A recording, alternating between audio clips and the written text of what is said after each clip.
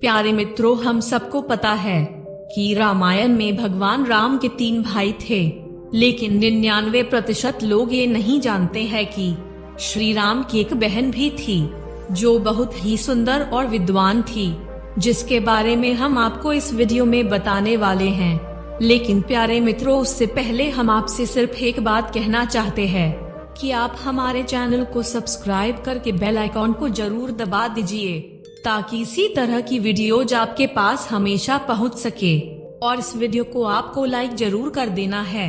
मित्रों, ज्यादातर लोग श्री राम के बहन के बारे में नहीं जानते हैं। इसका कारण यह भी है कि बहुत से ग्रंथों में रामायण का जिक्र करते समय भगवान राम की बहन का जिक्र नहीं किया गया, लेकिन कुछ धारावाहिक और कुछ ग्रंथों में भगवान राम की बहन का भी जिक्र किया गया है, जिसके बाद हर किसी को भगवान राम की बहन की कहानी जानने की रुचि जागृत होती है। इसीलिए आज के इस वीडियो में हम भगवान राम की बहन की कहानी लेकर आए हैं। भगवान राम अपने तीनों भाइयों में सबसे बड़े थे, परंतु भगवान राम से भी बड़ी इनकी बहन थी, जिनका नाम शांता था। शांता दशरथ और कौशल्या की पुत्री थी, जो भगवान राम और उनके चारों भाइयों से पहले जन्मी थी। अब प्रश्न यह भी आता है कि फिर पूरे रामायण में शांता का जिक्र क्यों नहीं किया गया? भगवान राम के बचपन के प्रसंग में शांता का जिक्र क्यों नहीं है? मित्रों, दरअसल शांता ने जन्म तो अयोध्या में लिया था, परंतु राजा दशरथ और कौशल्या ने शांता को राजा रोमपद को गोद दे दिया था। राजा रोमपद अंग देश के राजा थे और वे त्रेता युग में राजा दशरथ के अच्छे मित्र भी थे। राजा रोमपद की पत्नी का नाम वर्षिणी था, जिन्हें कोई संतान नहीं था, जिस कारण वे हमेशा ही चिंतित रहती थी। एक बार राजा रोमपद अपनी पत्नी वर्षिणी के साथ अयोध्या राजा दशरथ के घर आते हैं। वहां पर सभी परिवारजन बैठकर बात कर रहे होते हैं। तभी सामने से राजकुमारी शांता आती है, जिस पर वर्षिणी का ध्यान जाता है।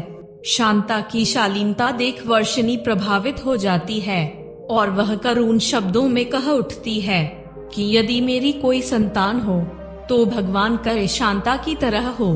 यह बात सुन राजा दशरथ के मुंह से शांता को उन्हें गोद देने की बात निकल आती है।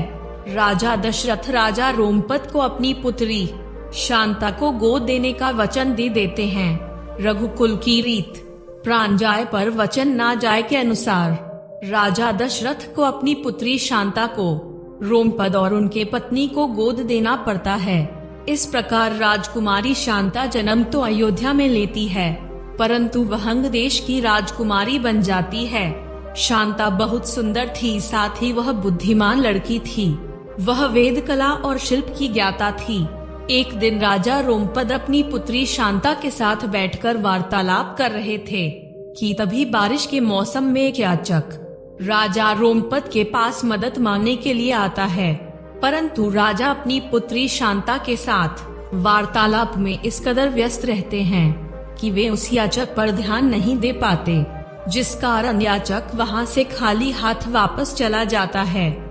राजा रोमपद का अपने याचक के प्रति ऐसा निरादर व्यवहार देख भगवान इंद्र बहुत क्रोधित होते हैं और वे उस साल अंग देश में वर्षा नहीं करते, जिसके कारण चारों तरफ सूखे से हाहाकार मचने लगती है।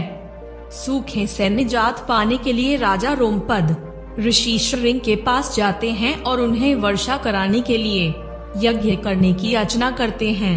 राजा रोमपद के याचना पर ऋषि श्रृंग वर्षा के लिए यज्ञ करते हैं, जिसके बाद अंग देश में वर्षा होने लगती है। वर्षा होने के बाद राजा रोमपद ऋषि से बहुत प्रसन्न होते हैं और उन्हें दक्षिणा में कुछ मांगने के लिए कहते हैं। तब ऋषि श्रृंग उनकी पुत्री शांता का हाथ अपने हाथ में देने की बात करते हैं, तो राजा रोमपद ऋषि श्रृंग के बात को ठुकरा नहीं पाते, इसीलिए उन्होंने अपनी पुत्री का विवाह ऋषि श्रृंग से कर दिया। दोस्तों, अगर आपको इस वीडियो से कोई भी सीख मिली है तो आप हमारे चैनल को सब्सक्राइब करके बेल आइकॉन को भी जरूर दबाइएगा और इस वीडियो को लाइक करना मत भूलिएगा। दोस्तों, कमेंट में बताइए कि आपको यह वीडियो कैसा लगा। धन्यवाद।